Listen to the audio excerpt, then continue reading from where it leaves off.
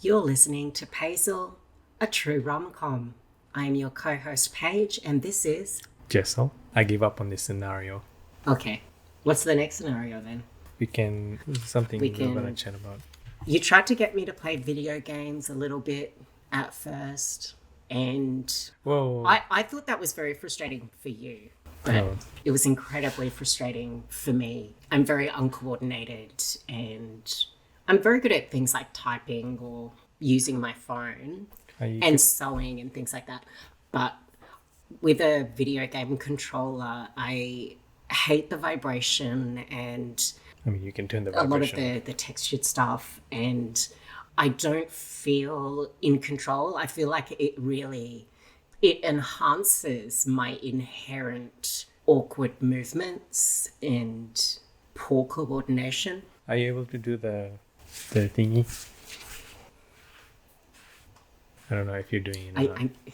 I don't even know if I'm doing it or not. For those who are listening and not watching, I was trying to pat my head and rub my tummy.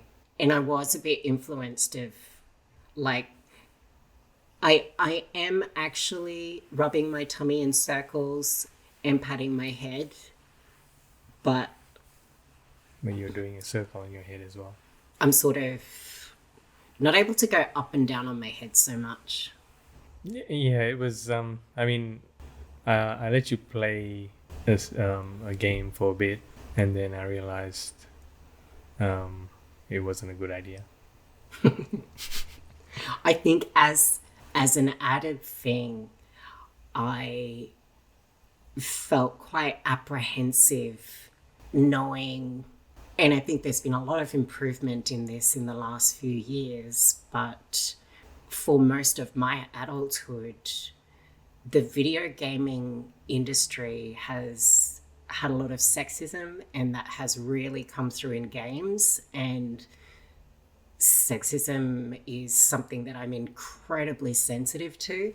I had this apprehension of, in these video games, there could be sexism around any corner, and how am I going to deal with that? How am I going to have those conversations with Jessal around, I'm not okay with sexism, and you can't be in a relationship with a woman if you're sexist against women, just like you can't be in a relationship with anyone from any minority group if you are contributing towards that group's oppression or discrimination, harassment in some way. There are a lot of thoughts going around in my mind all the time, and that's one of the things that was constantly on my mind in the early days with video games, that I didn't feel confident to speak up because I think I was scared that those sorts of things are just too difficult, and it would be easier if you're like, oh, well, plenty of girls are okay with it, so I'll just find one of them. So it's that classic situation of not actually giving you the benefit of the doubt and not allowing you to actually prove yourself, and just kind of assuming that the worst will happen and not even giving you that chance. I like that you said that. I'd go look for another relationship rather than not being in a relationship. Oh yeah. Well. I'd be like, okay, maybe I'll go look for another person to be in a relationship with who's okay with it. And it's also another scenario where I'm not in a relationship. You're thinking one step ahead. The perils of an overthinker. Is it a peril? Yeah, I would think so. And there's something else. Oh, you have your water. Yeah. There was something else? On the topic. Apart from the video games? Or no, was there anything else? I don't think so. It was, it was interesting watching you play the video game. Oh. I think playing a video game where you have to control both joysticks at the same time was not the right one to be playing as a first video game after a while.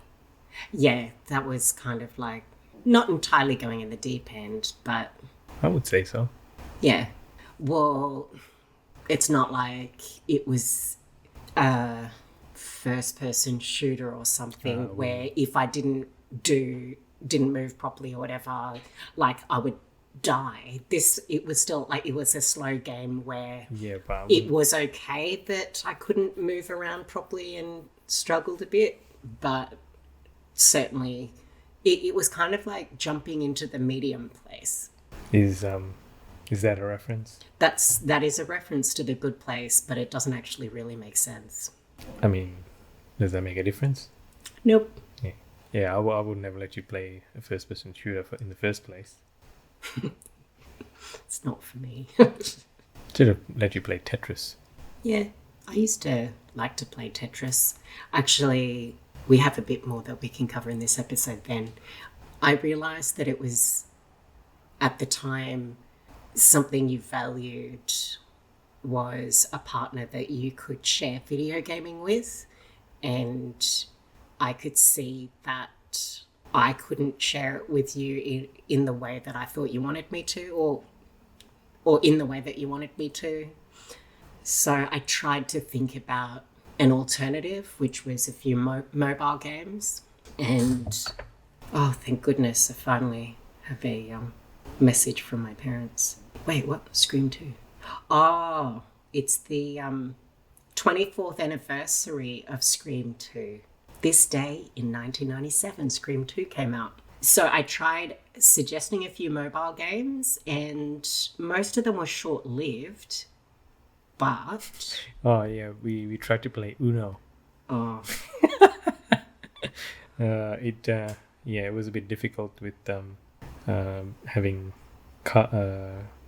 what is it? How do you say it? Color vision defect. Yes, having a color vision defect. So having Uno heavily reliant on colors.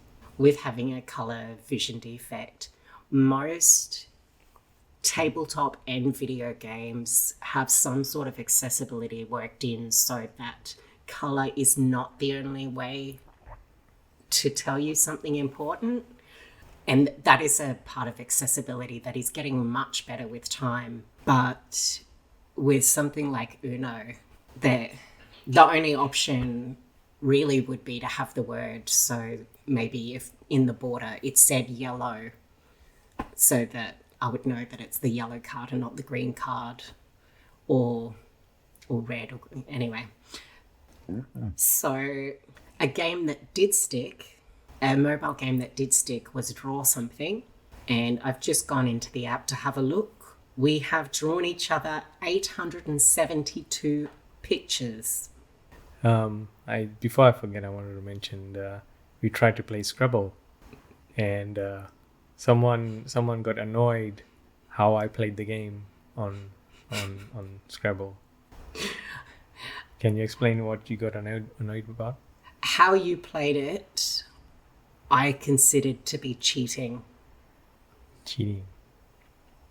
We were both playing by different rules, which gave you a huge advantage.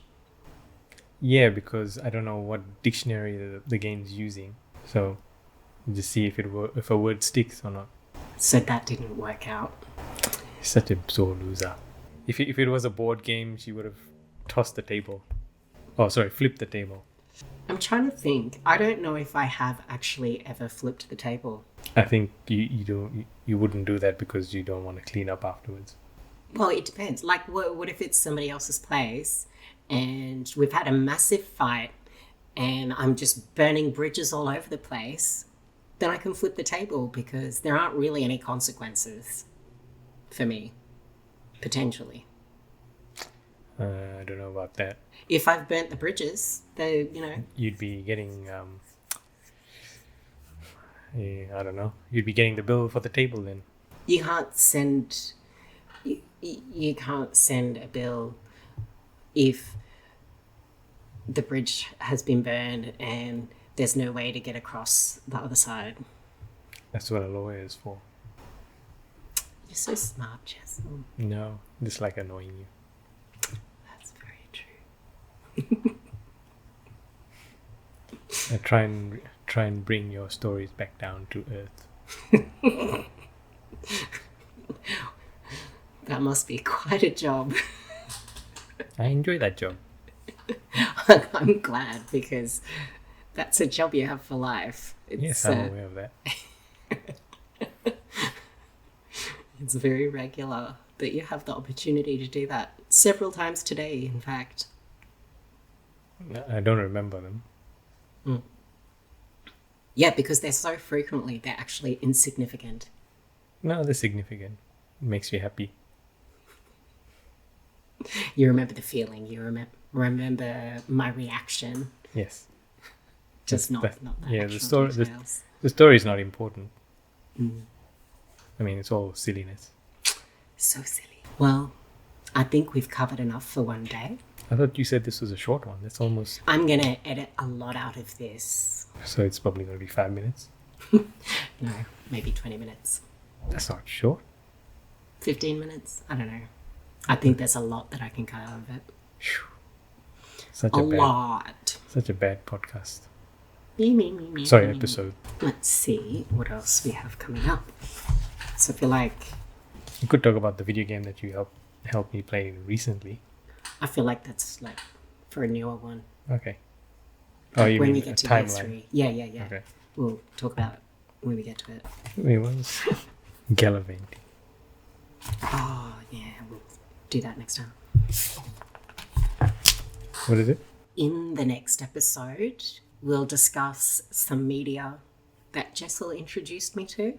Back then, I didn't get on YouTube that much apart from really watching trailers. I had absolutely no idea the amount of stuff that was on there that was of interest to me. And some of that is the start of developing some regular routines together around entertainment. So we can look forward to that in the next episode. Yes. We'll need to get the baseball ready. Oh, yeah. That's out of context. Hopefully we remember. The All baseball right. or the topic? You've been listening to Paisal, a true RomCom. I've been your co-host, Paige, and this has been... Jessal. I don't know about co-host, but... You've already made that joke before. So? All right, goodbye.